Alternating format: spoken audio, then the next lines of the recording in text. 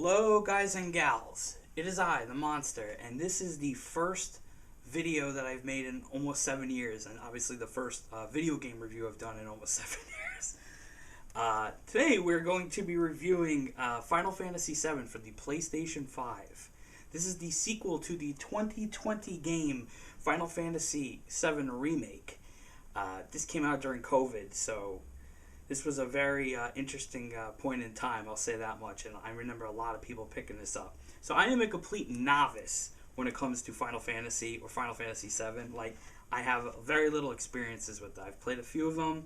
I'm mostly a big Kingdom Hearts guy, but I always wanted to get into Final Fantasy VII. I've always heard about Cloud Strife and Sephiroth and Tifa and all the characters and how legendary that game is, and I was always a bit jealous. And I'll be honest, I had opportunities to play it over the years with all the re-releases, but I don't know, I just never jumped at it. And then when they finally announced that they were remaking it after so long, I was like, alright, I have to play this game. I have to see what all the fuss is. And it's funny too, because like, it doesn't help that crossover games and other mobile games and Smash Brothers, like, borderline spoiled the plot of those games. But what's cool about these games is it's almost like reinventing the storyline. So it's new for both new fans and old fans alike, and I'm really excited because like I get to be a part of this now, and it's very interesting. So basically, Final Fantasy VII Rebirth is like in a time where $70 games don't feel like they're worth $70 games. This is the game that feels like a $70 game in like such a massive way, dude. By the end of this game, I had clocked in over 100 hours, and I felt like somebody hypnotized me or something. Like, I didn't realize that the time hadn't gone by. So I'm not going to give away so much of the story scope, because really you should play the first one. But if you have not played, let me pull this up again, Remake, which also came to the PS5 as a Final Fantasy VII Remake Intergrade, which came with like a Yuffie side story. There is a like what happened before kind of like a scene thing that you could click on the menu for on Rebirth. But yeah, anyway, so this is the secondary tale. You're chasing after Sephiroth. You're finally leaving Midgar, and you're going out into the grasslands and all these new areas, and you're exploring this world with this party of interesting characters. And the thing that really blew my mind about this game was it's just absolutely beautiful. Like, even like my TV's like a mid kind of like 60 FPS kind of TV. It's fine, but I was just like, holy crap, when I went into the grasslands for the first time. That Unreal Engine 4 is really popping off in this, and I can only imagine what the future games are going to be like. The thing that was really remarkable to me about this game in particular is that they really kind of improved a lot on every single thing that people didn't like about the first game, except for like maybe one or two things, and we'll talk about that. But the biggest like driver of this whole thing, if I could convince anybody, is the gameplay loop is like crack, dude. Okay, you get into a huge, massive, borderline open world zone. You get dumped in there with nothing. You're exploring the map. You're killing the monsters. You're doing all the surveys. There's these giant towers. That's very reminiscent of like a Zelda game. There's a lot of side stuff going on. There's a lot of explorables. Chadley, which was the character in the first game, is back, and he wants you to get intel. It's kind of like if you took Xenoblade, Zelda, and like The Witcher, and you combine them into this one masterful world.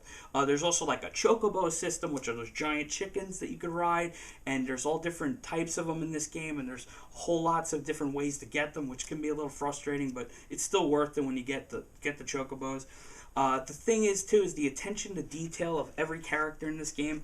Every single character in this game gets their own little story arc. Even new characters like Yuffie and Red, even though Red was introduced in part 1, Red gets his story. Everybody gets their own little sequence. You get to see their backstory. In my personal opinion, I think Barrett really steals the game in a lot of ways, because not only do you get a lot of the answers you didn't get in the first game about him, but his backstory is just really tragic. And I also feel like Yuffie in particular really steals the game too, because she brings an energy that the other characters, like, Tifa and Aerith, all those characters don't have. Every one of those characters brings something unique to the table, but they needed that one character that she's a kid, so she's going to bring that high energy. Again, I don't want to get too crazy into the storyline, but you're just going through this world. You're trying to figure out where these black-robed men are going, and there's this whole thing about a reunion, and there's all this stuff about the energy source, the life stream. The thing that I really enjoy about both these games is they're more or less playing with the storyline. They're kind of like, okay, you know what's going to happen, we know what's going to happen, so we're going to completely screw with you the entire time, make it very self-aware, talk about live stream, talk about Mako, talk about all these different things, the whispers, which side are these time spirit things on, who's running this, who's doing that, and you're like, oh my god, where is this all going to lead? And it is just like exactly what you think it's gonna be. It just got you by the palm, man, and you're raring to go. And by the end of the game, you're like, what's gonna happen? This game, a lot of people have been talking about it was gonna be a very mini game heavy game, and I will be very honest with you. It is something that is very mixed with me in this game. Some of the mini games are fine, but there are an astronomical amount of mini games to a degree that like I didn't expect, dude. It's like you're spending more time in some chapters doing the minigame thing and trying to get rewards and items and move the story along than you are actually playing the game. And again, don't get me wrong, some of them are fantastic, some of them are really, really damn good, but for the most part, it's really a coin flip. Some of them don't feel that great. And I would imagine that they're going to change some of them, because I was reading that they changed, I think they changed the flying one. There's a flying game or something like that. So there's all these different things that are going on. They also introduced this card game called Queen's Blood. I think I'm the only person on planet Earth that's not crazy about it. Don't get me wrong, like, the simplicity of it's nice, but to me, I don't like when they more or less force you to play these kinds of games to progress the storyline. There's a chapter where you literally have to do, it's not a spoiler, it's everywhere, guys, to play this card game in like a tournament kind of thing. So it's very heads or tails. You might love it. You might be like a card game freak and you're like, I don't care. For me, I was raging because the AI was just so on your butt about everything, and just so like, it's as if maybe they're reading your hand. I really don't know. Maybe I'm being salty, but I couldn't stand it, dude. It was driving me nuts. And then the other thing, it's funny, guys, I haven't done this in a long time, so I literally have like a checklist of like, what do I need to go over for this game? The cutscenes in this game are absolutely fantastic. I mean, Square Enix is like one of those companies, man, where like, for whatever reason, they just have one of the best cutscenes teams ever. I don't know why they are not allowed to do little shorts or little movies again. Nothing crazy, but they're like, it's crazy when you transition from this game, which already looks amazing, to like a cutscene. You're like, holy crap, like what is going on, dude? Like, it just looks real, like you could touch it. I don't know if I mentioned this, but the character development in this game is really, really strong too. Like, even like Cloud Strife, who's the main guy, even though he's so stoic and serious, they break him. They're always making little jokes about him. They're always kind of nudging him to like in certain directions to kind of get him out a little bit of a shell. You know, you got Tifa, who's this very like level-headed character, very happy, and Aerith, who's always very positive, and even they have flaws and things that you're seeing more in this game. They play with a lot of different ideas, and I really enjoy that. I should also mention too that I love Kate Sif. They introduced this character, Kate Sif, who's like a living toy that's running on like another big fat Moogle toy thing. It's a little odd, but I just like, for me, it was so cool to see that this weird character kind of realized in this world, and you're riding around, you're rolling a dice. The gameplay in this game is more or less the same as the first game with some different changes. You still have a different materia system that you have per weapon. You have weapon levels. You're just changing out kind of how you want to play and upgrading. And they also introduced an item materializer system. I'm going to get this name wrong, so pardon me on that one. But you're constantly crafting things, and you're constantly doing things. I respect that they kept the combat the same for the most part, but for me, the only issue I have with that is that there's still flaws from the first game's combat in this game.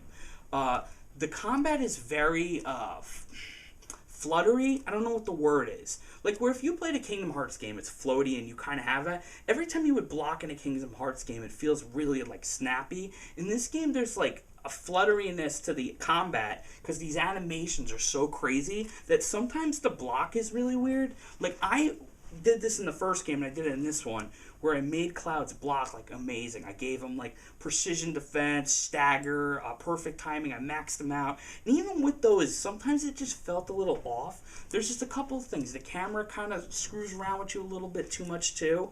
Again, I think the combat's really good. I just wish that those things were a little tighter. If they could if they could just make a change for part 3 whenever they get to it, I would really like to see that a little snappier so it feels more responsive.